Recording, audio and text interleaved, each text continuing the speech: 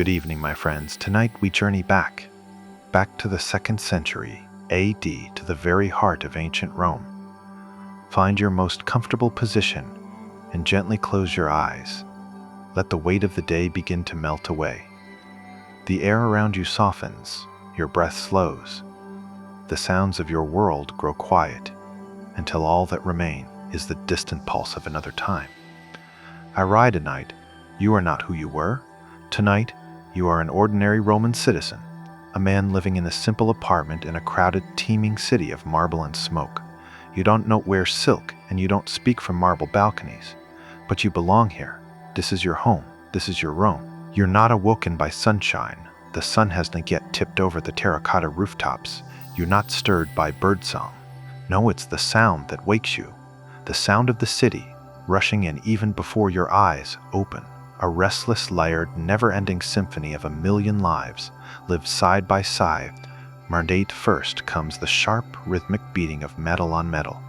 Clang, clang, clang, rising faintly from the coppersmith or forge on the street below. It is steady like a heartbeat, then a dry, wheezing cough, your neighbor, followed by a muffled groan and a child's footsteps overhead. The city breathes around you, loud and close. As if it inside the walls, your eyes flutter open. Everything's still dim. A thin shaft of pale gray light squeezes through a narrow hole high in the wall. An unglazed window too small for anything but air and dust.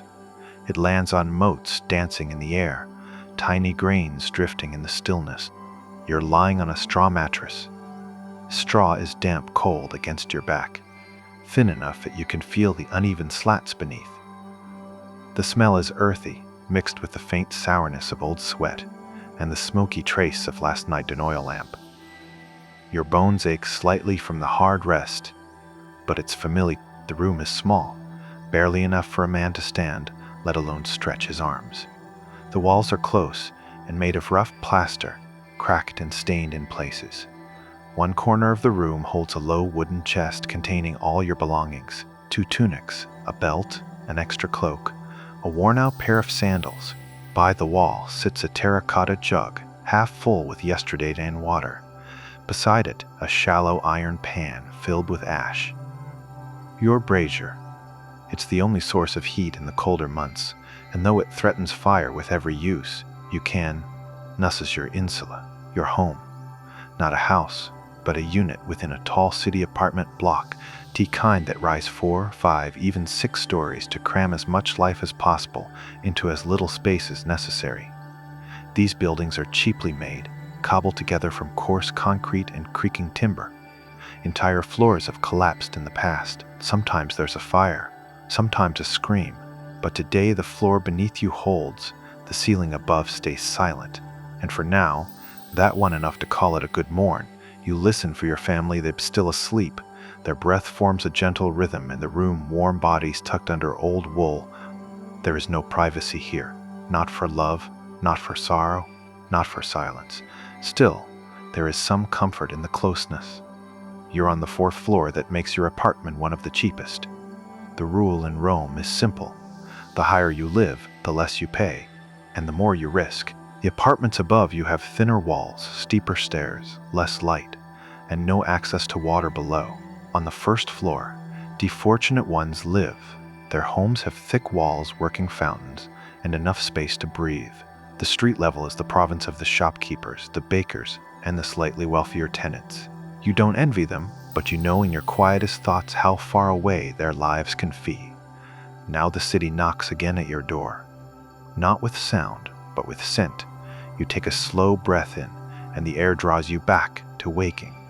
The smell of sweat clinging to unwashed skin. The sour tang of last night's your spilled wine leaking from the tavern below. A darker note, too. Urine rot and old water wafting in from the nearby latrine. It did not pleasant, but it did not unfamiliar. This is the smell of the waking city. The fragrance of 1 million citizens collide. And now at the time to rise, you sit up slowly, rubbing the sleep from your eyes. Bare feet touch the cold stone floor. Too rough, uneven, gritty against your heels, you move quietly. Your body knows this place even in total darkness. No candle is needed. You reach toward your tunic, coarse wool, undyed, a dull off-white.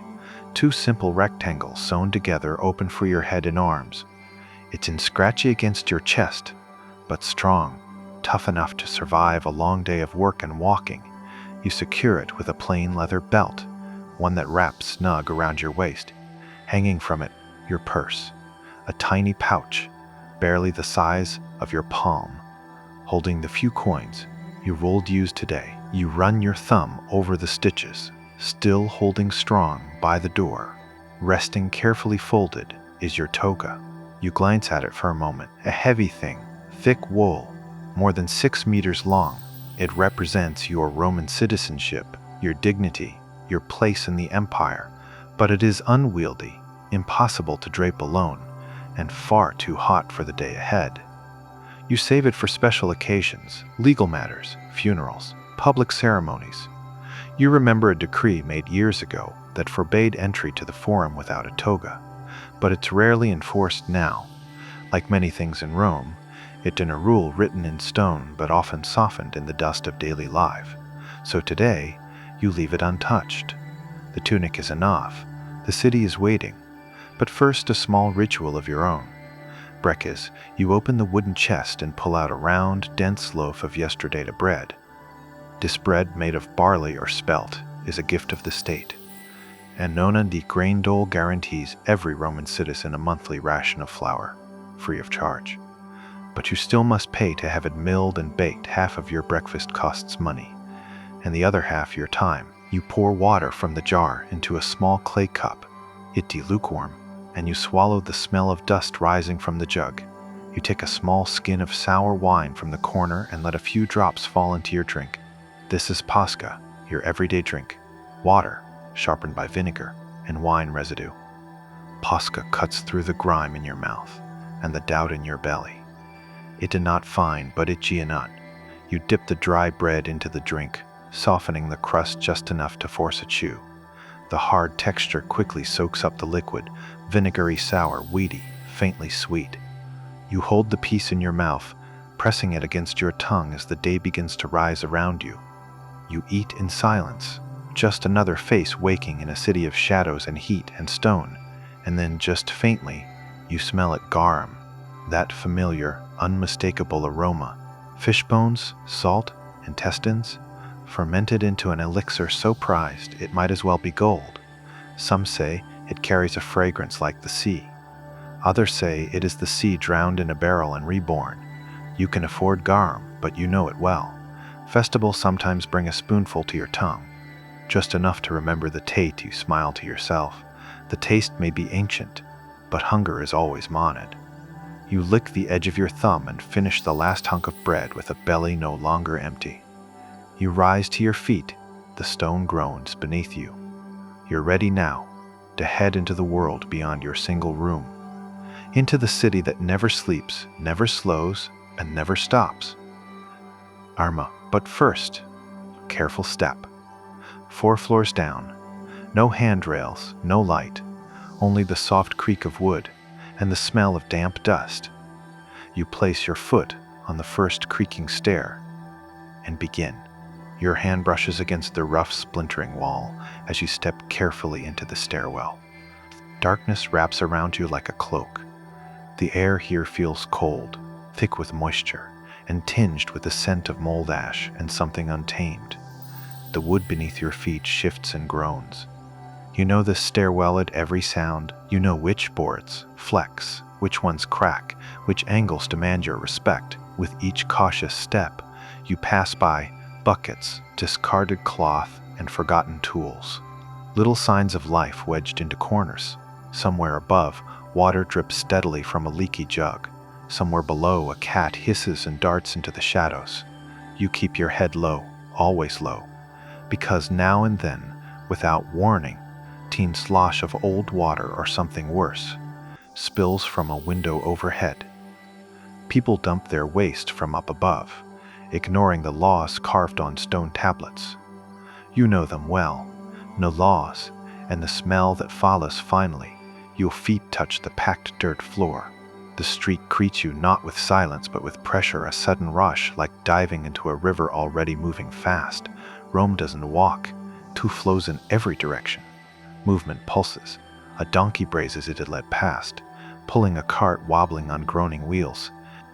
Two women argue over the price of onions, their hands flying as fast as their words.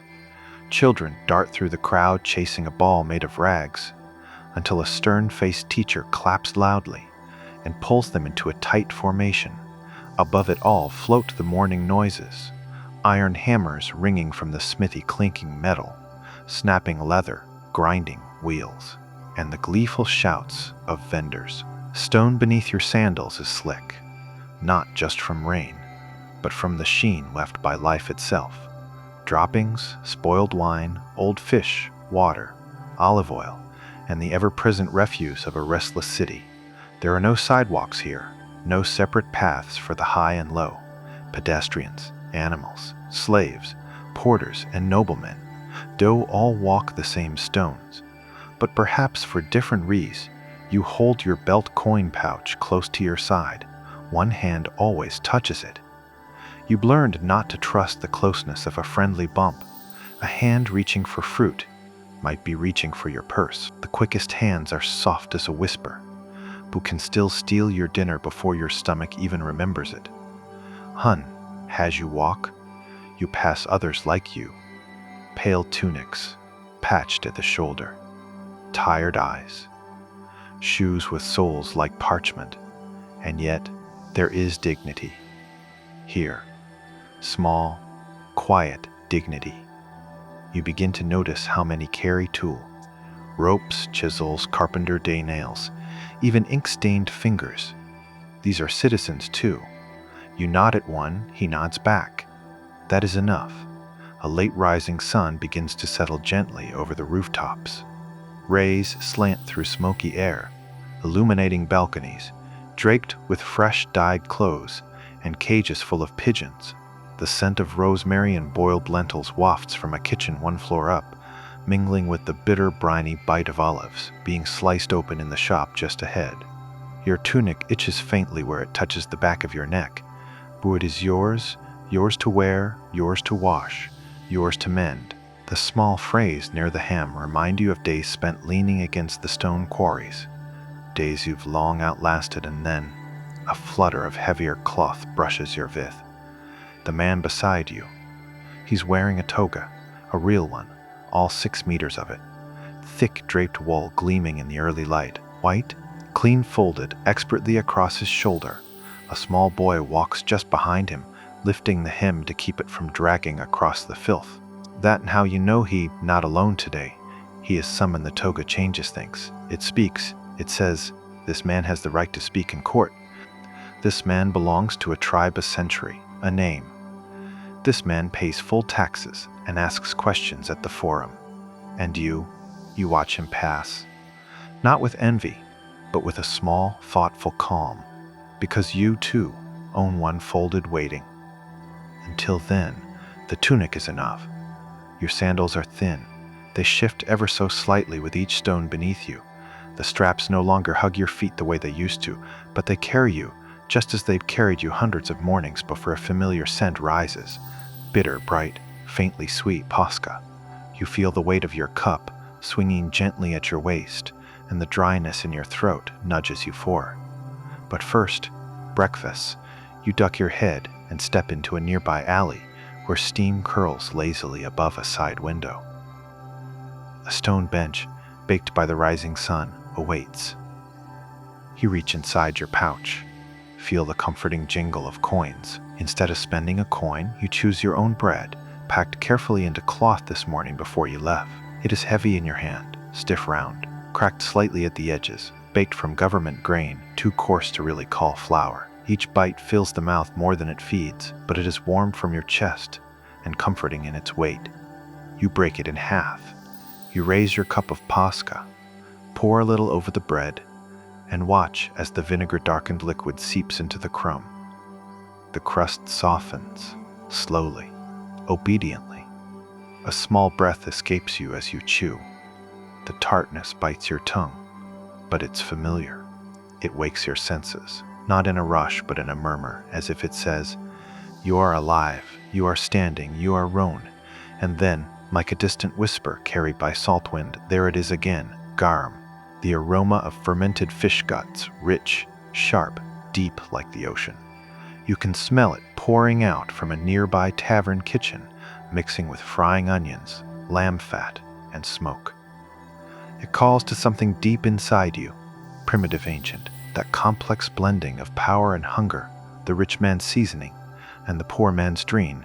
You remember once, just once, being given a smear of it on a stone bowl of chickpeas. You still remember the way the flavors exploded. Salt and sweetness, pungency and depth, all at once at that moment. You thought, this flavor is what victory must taste like. You glance at your stale bread again. No garum today, but maybe next week, maybe the next festival. Until then, Pascha and bread will carry you. You finish quietly brushing crumbs from your hand as the street around you continues its dance. Eyed somewhere in the murmur of footsteps and carts, your body begins to lean forward. The morning is ending. The city is fully awake, and so are you. You rise from your bench in the alleyway, the last crumbs of bread still clinging to your fingers. A gentle breeze brushes past, though it carries with it the layered aroma of the street. Not quite fresh, not quite foul, simply Rome. The day stretches out before you, and your feet begin their steady rhythm once more. R2 take a deep breath. It smells of sweat and fire, like hot iron and warm bodies, of boiled lentils from an open window, and the sour tang of cheap wine drying on stone. All of it blended together, steeped in the sun, and stirred by footsie. The street is no longer waking, is alive there, here no map to guide your way. Roman roads are a tangle of stone and story woven over centuries, without design. You move not by direction, but by memory, past the corner where the butcher tips his blood water into the gutter, under the archway near the statue, Miss Bloodwater into the gutter, under the archway near the statue, Miss Bloodwater into the oven window. Underfoot, the stone is slick, deep patchwork of uneven paving slabs, each one worn smooth by centuries of sandals and wheels. Rainwater has pooled in the dips, mixed now with mud, straw, and things better left unseen. Somewhere nearby, a horse has left its mark. You step around it carefully, the soles of your sandals pressing thinly against the cold, damp stone. You can feel the shape of the ground beneath your feet. Every rise, every hall to your left, a shopkeeper is shouting about figs. On your right, a woman draped in a patterned shawl swings a basket, laughing softly at the man behind her. They do not stop. They do not speak. No one steps in their way. And above, layer upon layer of life windows open from every angle, some bodies hanging halfway out to talk to a neighbor, others empty, only laundry shifting lazily in the breeze. From one window, a man lowers a basket on a rope, yelling down for yesterdater bread and todayge gaba. A boy replies with a joke. Some laugh, some ignore him. Rome, multi-layered, always speaking. You pass a tavern, its stone walls darkened with smoke and time. Inside, men argue over dice, over taxes, over nothing. Their wine is cheap, their beards untrimmed. A few sit slumped on steps, still nursing the weight of last night. Their snores are soft, like the purring of animals at rest. Then a jolt. Someone brushes close, too close. You instinctively reach for your coin pouch. It dare. Still safe, the man disappears into the crowd. You want remember his face, and he want remember yours. These small dances happen every day, no harm done. This time, there are no carriages allowed by day, not here in the center. Julius Caesar made that law long ago, to keep wagons and wagoneers from clogging narrow lanes where thousands press through each hour. But that means at night, the haulers come. Loud, heavy wagons loaded with trade and timber and flour thunder through the streets until dawn. You heard the wheels, they grind like thunder across the stones, echoing through your walls as you try to sleep. But now, as morning stretches past its midpoint, only feet and hooves fill the roads. You listen to them, sandals slapping, animals snorting. The creak of wooden crates borne on bass. You glance up to a balcony and see silks, real imported silks, trailing in the warm breeze. A slave woman smooths them out with careful hands. Her mistress sits just out of sight. You won't see her face, but you know the look well. Distant, painted, unbothered. Her world is several stories above yours, literally. And figuratively, you will never be in that room but for a moment. Your shadow touches her wall. The flow of people around you is unending. Every figure you see tells you something without speech. The white-robed official under the archway is flanked by guards. The citizens stepping aside with practiced ease. You, too, move aside without thought. Beside you, a skinny man sells paper charms near a shrine, muttering blessings for just a single coin. Two children splash barefoot in a puddle, while their mother shouts, half angry, half amused. You're not just moving through the sea. And still you must keep your eyes open in this crowd. They're in not just danger, they're in rhythm. Every carver from his stall, every fruit vendor at his cart, every slave on commission duty. They move to a pattern. If you match it, you glide. If you hesitate, you stumble. Rome does not stop for you. Yet, you're part of it. You see your reflection in a shop window. Not polished glass, but copper hammered nearly smooth.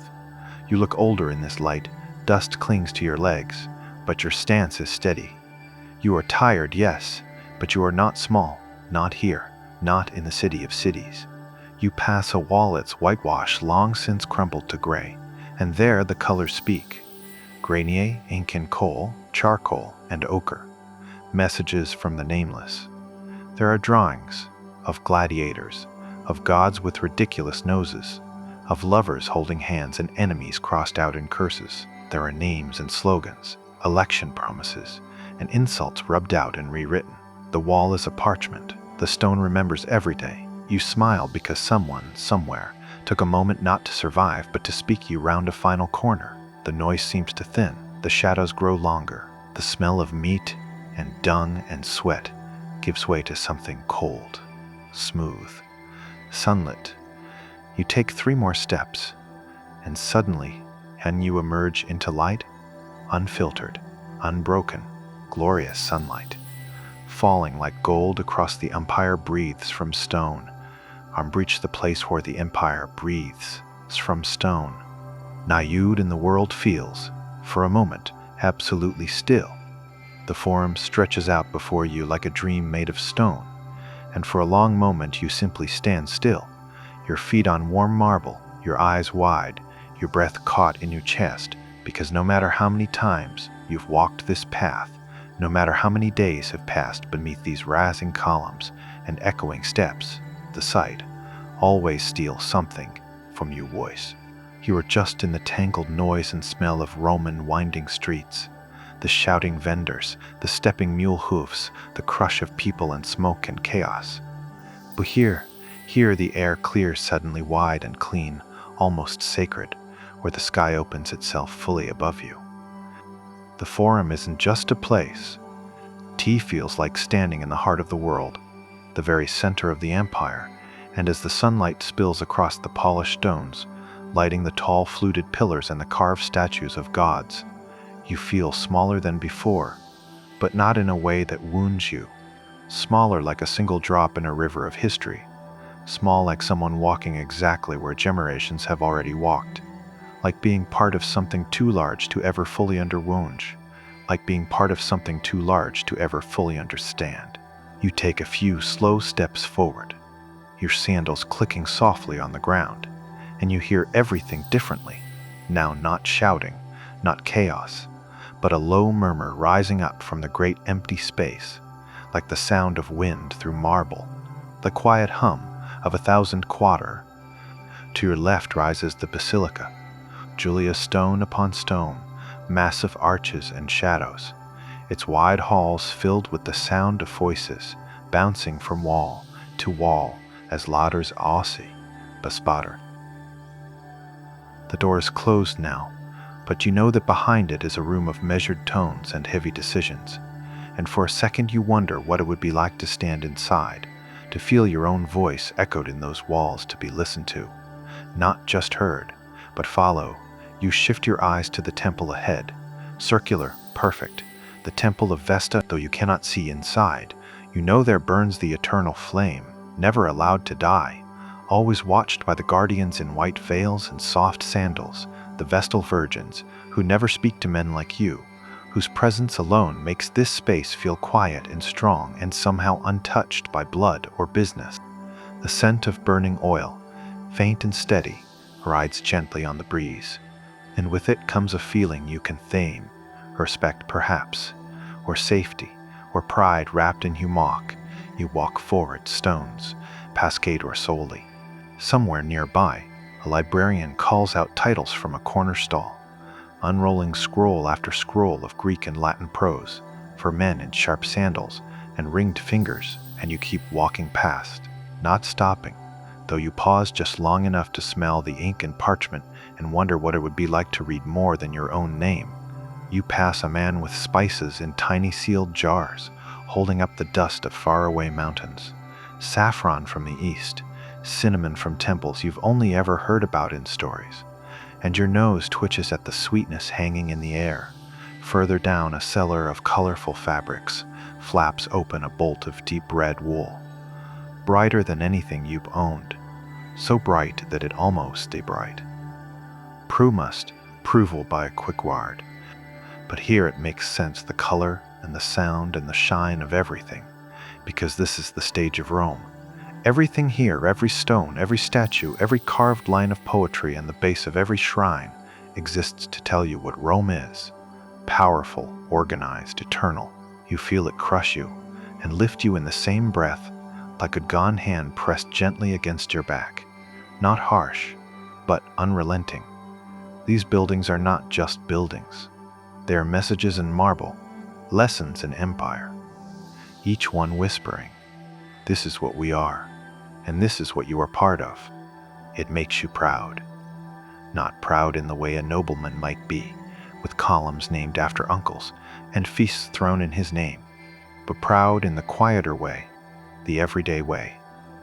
You are not wealthy, nor well-fed, nor celebrated, but you are Roman, and this forum is yours to walk, to witness, to move through with shoulders square and eyes lifted, even if only for a moment, before the noise and dust of the outer roads swallow you once more. You take one last deep breath. There is clean stone in the air. Here, old water in the fountains, temple incense, olive oil, and sun, and then you step forward again, this time toward the far side of the forum, where your work awaits, where the bones of the real day begin to show beneath the flesh of ceremony and awe, where the marble ends and the dirt returns beneath your feet, and the smell of stone gives way once more to smoke and sweat and toil. Even so, you carry something of the forum with you. Its echo lingers in your chest, a little straighter now, a little stronger, a little more ready for the climb. The road beyond the forum curves slightly, narrowing, and as the wide marble pavers turn back into uneven cobblestones, and with each step, the grandeur of the empire slips behind you like a cloak being folded away. Rebirth each step, the grandeur of the empire. The echoes of silver-tongued speeches fade into the rhythmic clank of hammers, the scrape of crates being dragged across stone, and the muffled grunts of laborers heaving heavy things from one place to another. You walk past open workshops, small and crowded, set into the street like crooked teeth leatherworkers hunched under pale light, making sandals and belts one stitch at a time. Potters shaping wet clay into smooth, spiraled jars. Weavers pulling wool across wooden frames, knotting color into pattern with fingers as quick as thought. Each shop smells different. In the dry scent of dust and twine, the deeper musk of hides, and glue, the warm smokiness of wet clay, baking near a kiln mian, do they all breathe together in a single current, one long exhale of human effort. Today, your steps take you to the place where you sometimes work, tannery and laundry combined, where work smells sharper, stronger, and far less forgiving. You pass through a heavy wooden gate and enter a courtyard slick with runoff, where sunlight does not fully reach and the air hangs heavy with a scent that turns the stomach before it settles into something you can almost ignore. You close your mouth as you walk past the standing vats, big terracotta jars, waist deep and bubbling with liquid that in cloudy green and smells of ammonia. That is, urine collected from street jars where passersby, rich or poor, relieve them taxes levied on it. The empire leaves nothing untouched, not even ways. You nod to the foreman and step into the basin, bare legs submerged in the harsh mix, the fabric tunics, cloaks, even a few togas, is dumped in with the liquid, and your task is simple. Step, press, step again. Shift the weight. Feel the cloth twist beneath your sole. You stomp it rhythmically side by side with others. The ferment tracing up your nose, stinging your eyes, and sinking into your skin in a way that sticks long after the day ends. You're not thinking about how it smells anymore. Not really. Your mind learns how to slip elsewhere.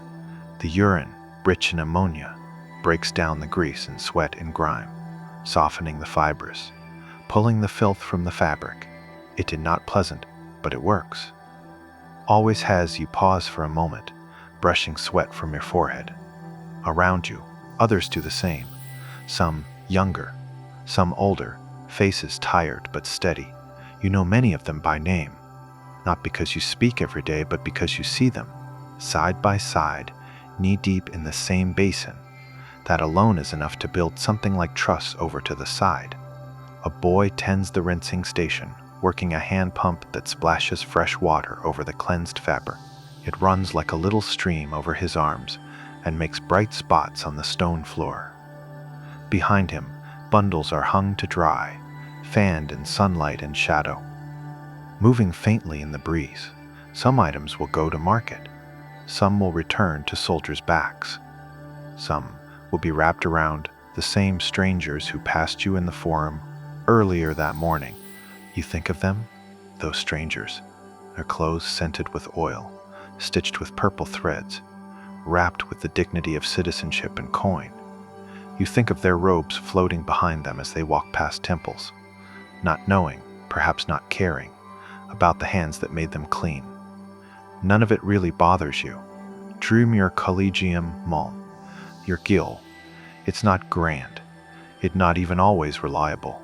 But it is yours. Its meetings are held in the back of a grain storeroom near the old aqueduct, where a few benches circle a statue of Minerva cast in cracked bronze. There once or twice a month, you and the others gather, not just for coin counting or dues, though those matter too, booty for something quieter. The comfort of being known, of being counted, of being witnessed in a city that forgets so easily. You drink watered wine. You pass bread crusts. Sometimes one of you stands to say something short and serious. Has-y brother needing help to replace a broken tool. A widow whose husband once stood here beside you.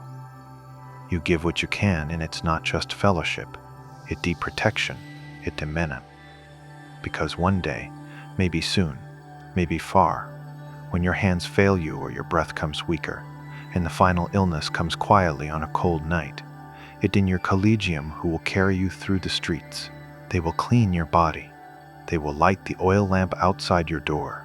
They will speak your name in the open air and bury you in the shared tomb. You will not be left on the stones that promise any promise of rest, of stillness, of being laid to peace with some measure of honor that's worth more than 1,000 fashionable roe. The morning wears on. The sun rises higher and presses harder on your shoulders. Your back aches. Your arms sting faintly from the old burn on your elbow. But the cloth is clean now. Your part is done for. Today you step out of the basin, rinse your legs as best as you can, and towel off with scratchy cloth that smells faintly of limestone and vinegar. You accept your payment, just a small stack of coins warm from another man in hand. Burial heavy, a little jingle of purpose wrapped in ka. You tuck them into your belt pouch and step back through the gate. Beyond lies heat, noise, and perhaps now a moment to yourself, because here in Rome the afternoon isn't it for the body, for the soul, for those few hours when sweat becomes steam and soap is replaced with olive oil and Combard. It time for lunch, and then the baths you walk back into the light.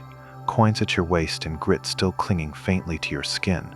The smell of the laundry clinging too sharp and sour, like paper soaked in vinegar and left in the sun. The street feels warmer now, heavier. The shadows are shrinking. The air is thick with layered smells. Frying onions, wood smoke, warm bread, pig fat, dust, donkey sweat, and somewhere faint but clear, the sweetness of fruit that nearly too ripe. Your stomach reminds you that the day is half gone, and all you've had is soaked bread and vinegar water. For a moment that feels like a lifetime ago. You follow your feet down a narrower street now. Narrower and shadier, where stone buildings lean in close, like old friends whispering to one another, and the voices of the wide city. You pass a group of children kicking a bundle of cloth tied up like a ball, and one of them crashes into your knee, grins too wide, and darts back into the game before you can say a word. They're in a familiar warmth in this kind of place. Loud?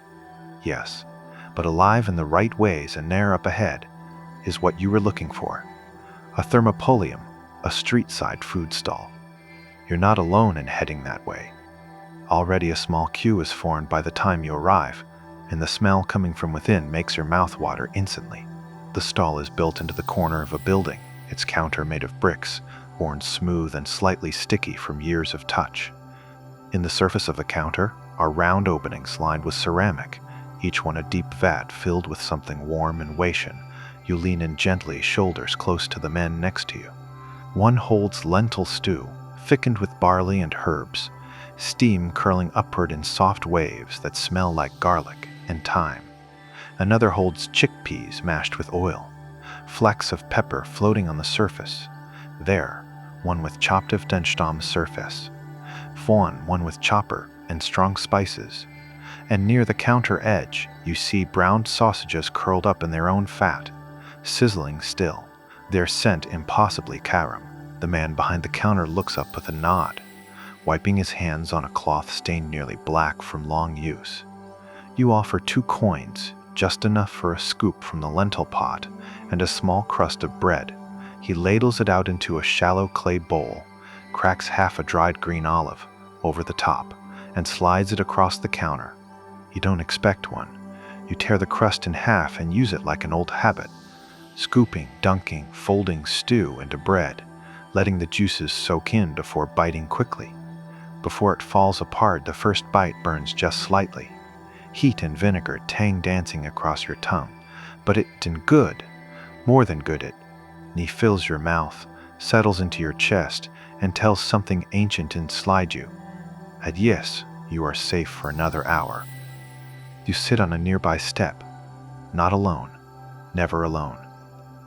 Beside a man in dusty traveler clothes, and a boy who is still chewing as he sleeps sitting upright. You chew slowly, comforted by the noise around you, people calling orders, someone laughing too loud behind the stall, the faint clink of ceramic bowls stacked for cleaning, the wet scrape of the vemic bowls stacked for cleaning. It beer and strange, in a place like this, how the powerful and the poor come close. Not equal, no, not even close, but close enough for a moment. The same stew, the same air, the same hot sun, landing on the top of all heads equally. You've heard of scimitars who send slaves to buy these meals, of guards who stop in for quick bites between shifts, of bathhouse owners who swear by this one stall, because the smell of the sausages draws in half the neighbor. And yet, here you are, with the same food in your hand, and that thought alone makes this simple lunch feel like something shared instead of something tea. You think briefly of the wealthy, of how their midday tables look, 7-8 plates deep, with glazed dormice stuffed with honeyed nuts, with fish cooked in milk and wine. You wonder what hungry feels like when you've always eaten well. You wonder if anyone wipes their mouth with the back of their hand like you just did, or if that tea and something only your kind ever learns how to do without shame. The meal disappears faster than you realized, and the final scrap of bread finds its purpose wiping clean the last streak of thick lentil from your bowl. That and how food is eaten here. Nothing wasted, nothing left behind. You hand the bowl back to the counter, give another nod, and stretch your back, which aches faintly now from the labor of the day. It a good ache, a familiar one pulsing in your shoulders, humming down your arms. Your feet know what comes next. You've done your work. You've fed your body now. It's time to wash the dust from your skin and the noise from your bones. The street tilts. The crowd shifts again, and like a current pulling you gently along, they begin hundreds of ordinary Romans, some with damp towels rolled under their arms, others still brushing crumbs from their tunics, all moving the same way toward that one part of the city where rich and poor alike can share something truly rare, not a climb in rank, not a fortune in coins, but something else: heat, slowness, clean water.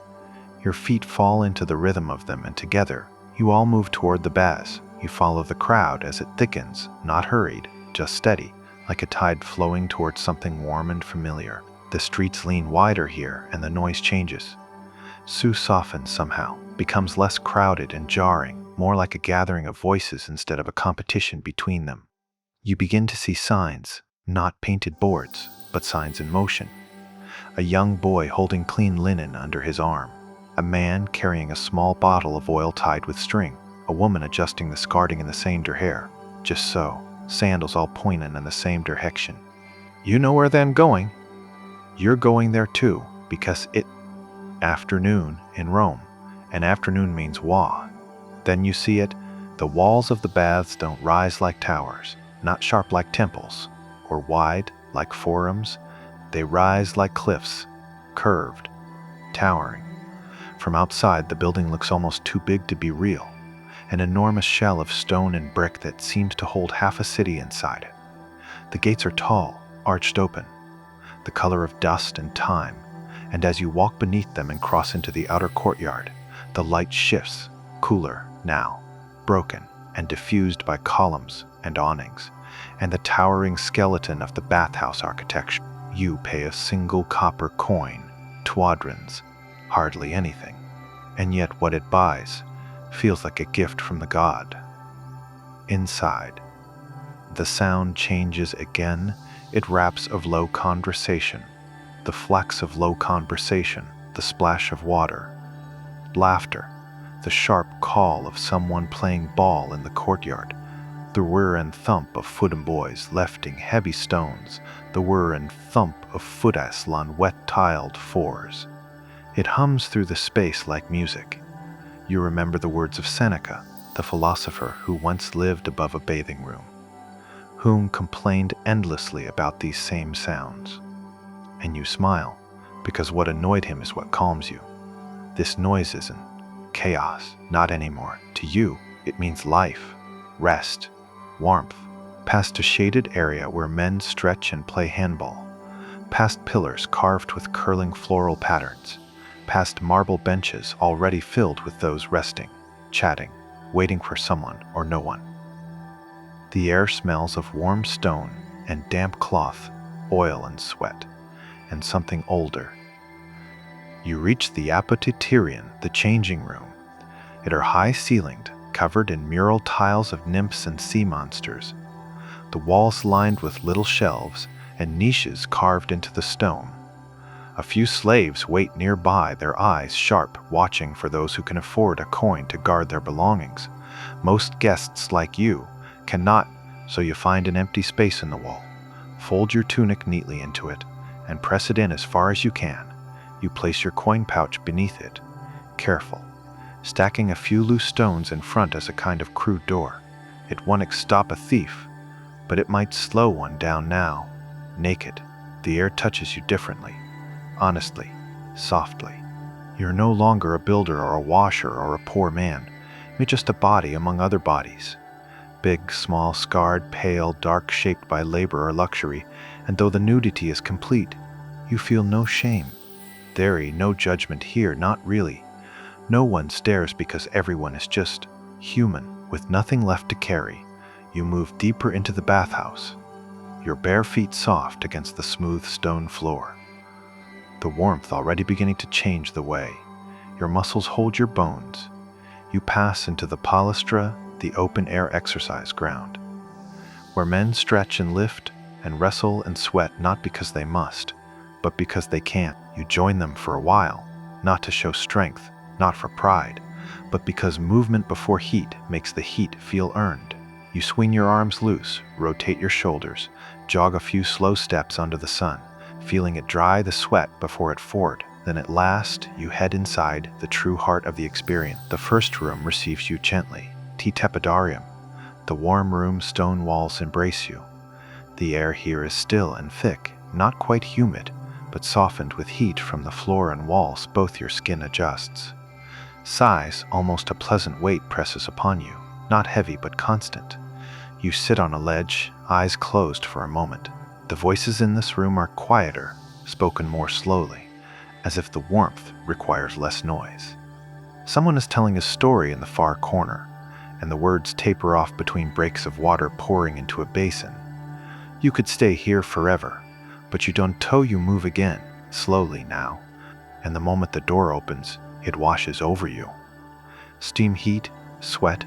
Within seconds, your skin beads with moisture, and the air feels alive, like a thick shawl draped across every inch of you.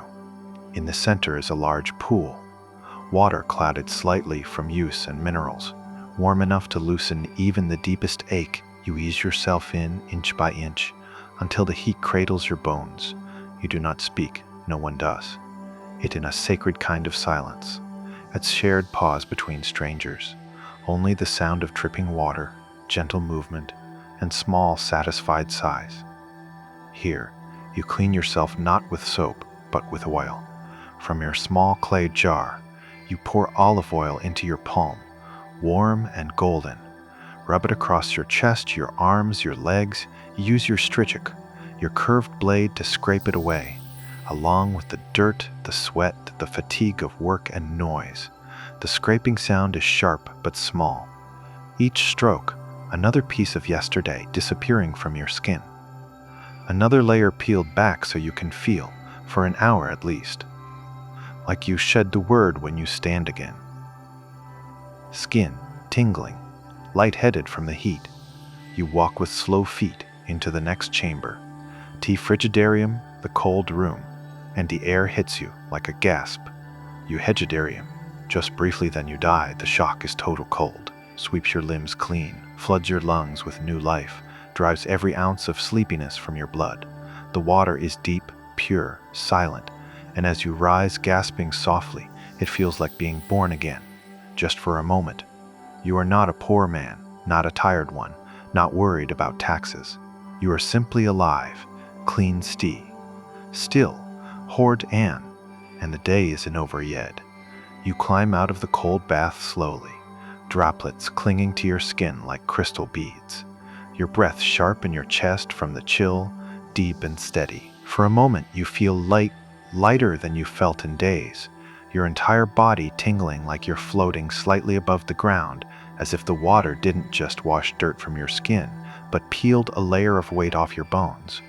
Off your very thoughts. You wrap a thin cloth around your waist, skin still wet, hair tangled and dripping, and step barefoot across the stone floor. Movie scarefoot now, softer, no longer fighting the day, but glidings. And though the bathing is finished, you don't leave just yet, because in Rome the baths are not only for cleaning the body, but for resting the mind, for speaking, for sitting, for being. And so you wander not with purpose, but with curiosity. You pass through a quiet hallway decorated with patterns, made from thousands of tiny tiles, geometric spirals, dolphins, flowers, stars, intrigue. The room is dim, gently lit by narrow slits in the wall, just enough light to make out the shelves and the scrolls, hundreds of them, rolled tightly and bound with ribbons or tucked into clay holders. The smell of old parchment mixing with warm plaster and traces of olive oil from the other room. You don't reach for a scroll. You're not a scholar. You can read, slowly, haltingly. Your name, your trade, a few market signs. Sometimes you sit here just to listen.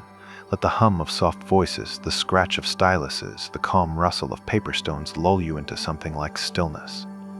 You don't need to know every word to understand that a quiet space can be medicine.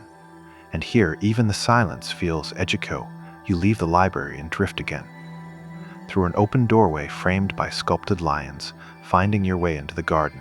It opens beautifully, sunlit and green. Olive trees cast dappled shadows against the walls, and roses bloom beside statues of gods with soft, worn faces.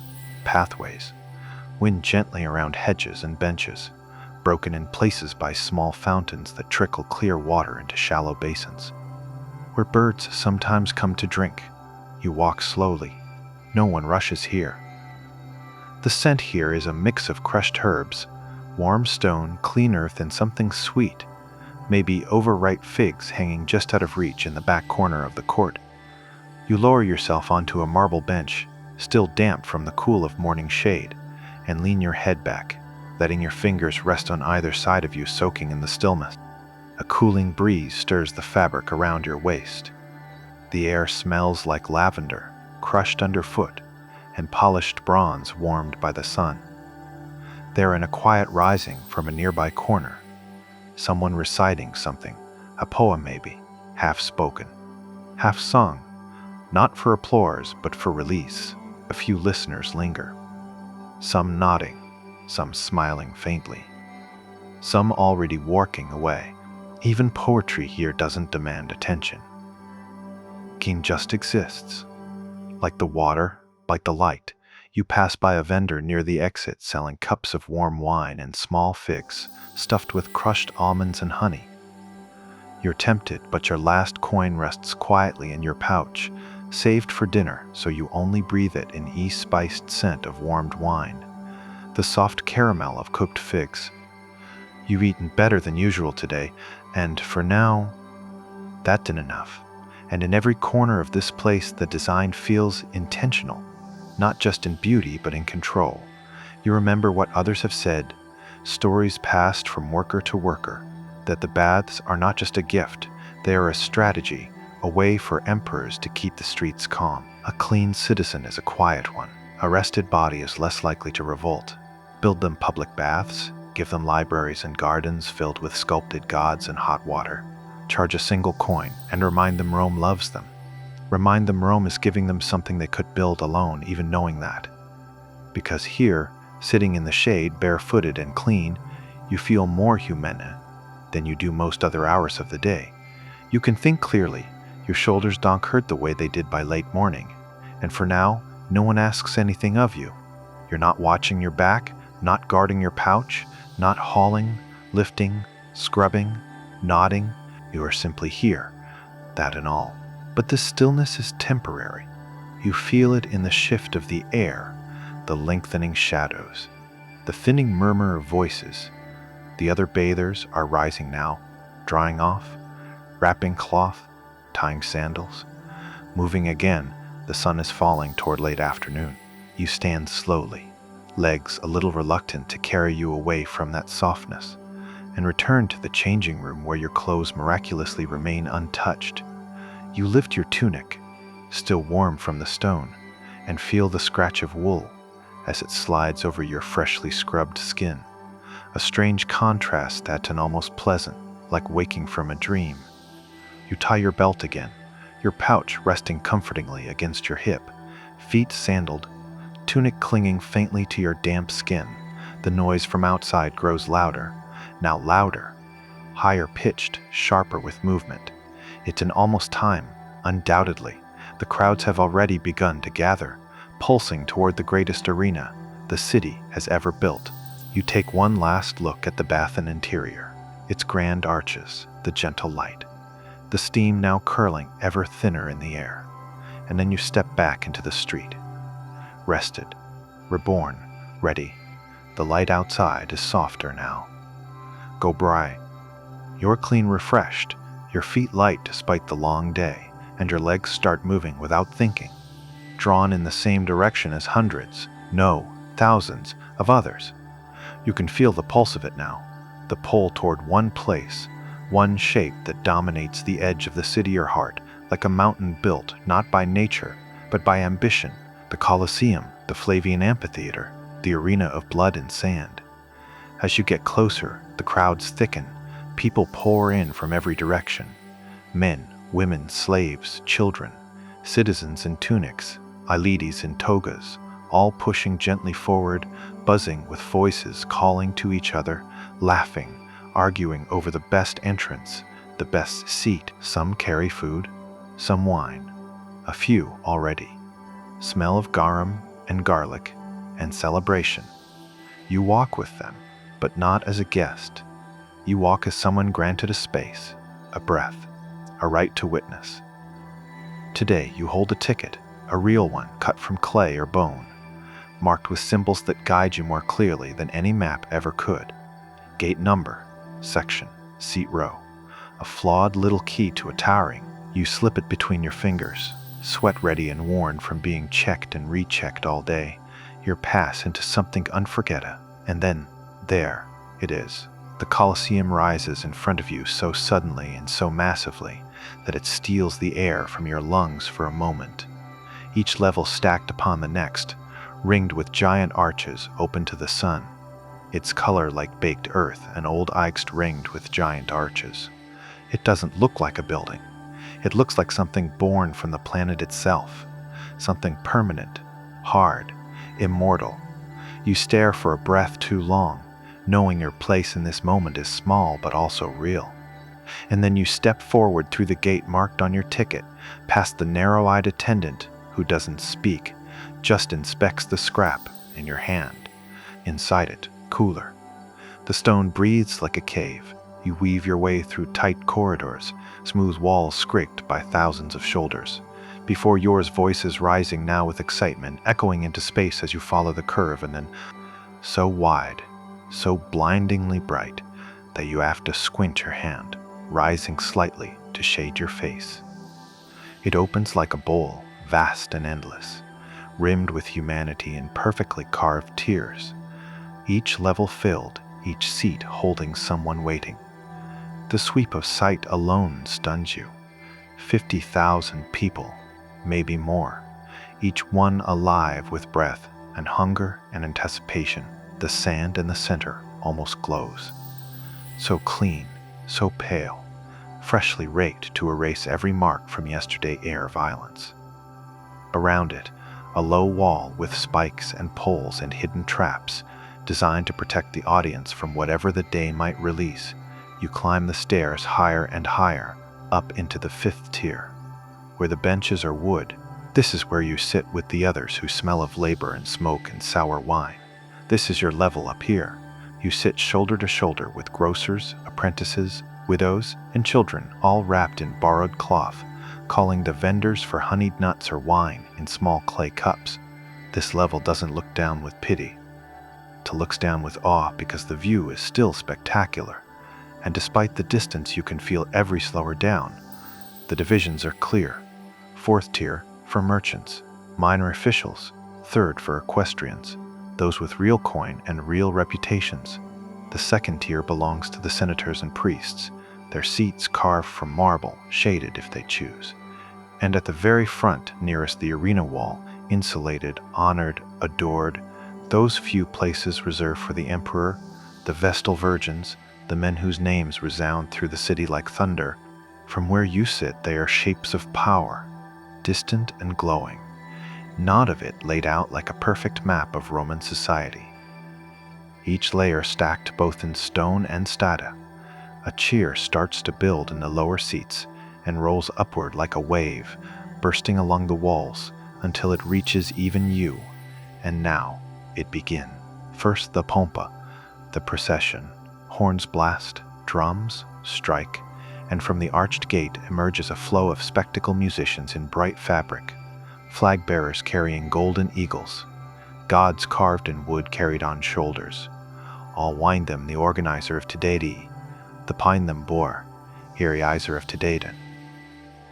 All wind them, the orchestrate of today event, sometimes a magistrate, sometimes a general, sunnings the emarge, cascal. Then come the gladiators 2 by 2, or in tight formations, gleaming with oil, armor catching sunlight, helmets shaped like creatures and myths, their faces hidden behind slits of bronze. They march with a rhythm that feels ancient and perfect, and when they pass the imperial box, they stop as one. You wait for the line, the one the playwrights always quote, the one you learned as a child. We who are about to die salute you, but you don't hear it, because that 10 not how they speak, not today maybe, not ever. That line belongs to stories and paintings. In truth, each show is different, each greeting less elegant, more routine. They raise their arms, they press fists to chest, they show they are red. Then the show begin. First come the Anna from side gates. Handlers emerge with ropes, pulled tight lions from Africa, sleek and golden and quiet, massive paws, Prafrica. Ostriches flap, confused and quick-footed.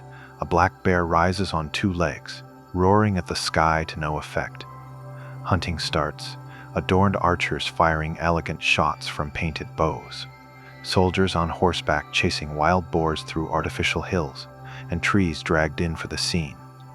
The arena transforms not just into a battlefield, but into a stage of the empire arm power. These beasts came from places far away, Numidia, Gaul, Dacia, Syria, and here they are, collapsed in blood and shadow at the center of the Roman world. A lesson written in claw and arrow. Rome conquers Ongaia, you cheer too. You don't think about the animals so much, you think about the sight, the sound, the way your whole body tightens with excitement every time something lunges or crashes or roars. Then comes the pause. Slaves sweep the blood from the sand, rake the ground, smooth, sprinkle new dust. Vendors pass up wine in soft leather flasks, boxes of sweets, cold figs, and nuts wrapped in leaves. You shift your position on the wooden bench. Back sore, but soul sharp, something deeper is coming. The real reason, people came, the duels, the gladiators return, paired now, matched by type and weight and weapon. One wears heavy armor, carries a curved shield like a half-dome, and moves with slow crushing weight. His opponent steps lightly, practically dancing, net in one hand, trident in the other. Shoulders bare, eyes darting, calc. Every breath tightens, eyes fixed on two men between life and death, pride and ruin, violence and grace. You lean forward, and for a moment, nothing else exists but this. And still, nothing has bled yet. Tonight, maybe you'll dream of sand. Art might, maybe, you are watching. The duel begins slowly, almost quietly. Just two men moving in wide circles across the pale sand, their feet brushing softly over the surface, each step lifting a small puff of dust that catches the low sun. You can hear the distant rasp of metal, the faint rattle of chain, the dull thud of a sandal's shifting weight. One is built like a statue. Thick shield, thick arms, head covered in a round bronze helmet with narrow slits for eyes. His movements deliberate, weighted, aiming to close, to force, to crush. The other wears less armor, bare shoulders, glistening with oil and sweat. Holding wears less armor, bare shoulders, glistening with oil and sweat, holding a net wound tight in one hand. And it tries up the angle, waiting for the opemus. Around you, the crowd leans in, 50,000 bodies breathing in almost perfect silence, broken only by the occasional intake of breath, a quiet gasp, the creak of wood as people shift forward on the benches. Then, like lightning, action heme attacks, shield raised, blade slashing downward. The net lands just out of reach, and the crowd groans, hissing with disappointment. But no one blinks. Everything is happening quickly now. Attack, dodge, lunge, recoil, iron glancing off bronze, with a high ringing tone, and you can't tell whom winning, only that both men have forgotten everything outside this circle. Then one falls. The heavy fighter stumbles with a cry that seems to echo louder than it should, his leg caught on uneven ground, the breath knocked from his lungs. The trident is at his throat before he can rise again. One strike could end it, clean and quick. But no, he pauses. He holds, because choice belongs not only to the fighters, but to those above them, the audience, the powerful, the entire machine built to judge. The downed man raises a finger, a silent plea, not dramatic, not shouted, just a small gesture of hope. Your heart beats faster, not from fear, but from the weight of the air like smoke rising. Then eyes turn, every set of eyes, to the imperial Bach. A hand rise, and what follows is not blood. Not today, the emperor spares him. The crowd exhales. The trident is lowered. The fighter lives. You see him help the other to his feet. For a moment, both raise their arms, and the arena explodes with applause. Not for violence, not for victory. More fights will come, each one different. Quicker, darker, louder, but none as sharp as that moment between mercy and death. You sit back, spine resting into the curve of the wood behind you, your joints sore, sun in your eyes, but your chest calm now, made quiet by the fullness of the day. The sun is lower now, the warmth weaker on your skin, and the people begin to rise, to stretch, to murmur, and laugh and yawn as if nothing extraordinary just happened. 5 tens of thousands of stories stand and begin streaming out of the gates. Like water released, you move with them. In the middle of it all, your place known, you leave the arena behind you. Noise fading with every turn down the road. Evening is crawling gently over the rooftops. The city is changing colors now. Stone becomes gold, then gray, then almost blue. The taverns are lighting their torches. Doors are beginning to close. Cook fires whisper soft columns of smoke into the cooling air. You pass a vendor offering scraps of cheese, smell roasted onions, and spiced lentils from inside a window. And for a few last coins, you buy a chunk of bread, a single olive, and a bit of hard cheese wrapped in rough cloth. It is not noble, but it satisfies. You eat as you walk, chewing slowly, your muscles already softening, your legs moving steadily. The streets are quieter now, not empty, but slower, gentler. You pass by familiar walls, corners marked with old graffiti, doors scuffed by years of hurried hands. Somewhere behind one set of windows is music, just a soft flute, light as breath. You reach your insula as the first stars appear above the rooftops. The stairwell is no brighter than before, the same cracked steps, the same smell of damp wood and ash and old smoke. But it feels easier now, maybe because you were too tired to care, maybe because your body knows the way by feel. A small oil lamp flickers on the shelf, a last light of the day, and maybe the softest your bed does not welcome you like the baths did. The straw is dry but rough, the cloth scratchy, the air still warm from the day. But it is yours. Your bones ache, your feet throb, your eyelids flutter like curtains in wind. Your family is already asleep. You see the shapes of them beneath blankets, their breathing slow, steady, familiar. No words are needed. The house is silent but alive. You feel dirt under your nails, but not grime in your soul. You worked, you walked, you watched. You were a part of something bigger than yourself. And now, you are safe. You are no more than a man in a room, but that is enough. Tonight. Now, take a deep breath and let it go. The fire in your muscles has cooled, the echo of the arena, the splash of the baths, the whisper of sand, all fades out. Let your thoughts float slow and loose like smoke from a torch in the forum. Let your breath grow soft like cloth in warm water. Let your body give in to the heaviness that comes after a full day lived under Roman skies. There is nothing left to do, no stairs to climb, no crowds to face, no coin to earn.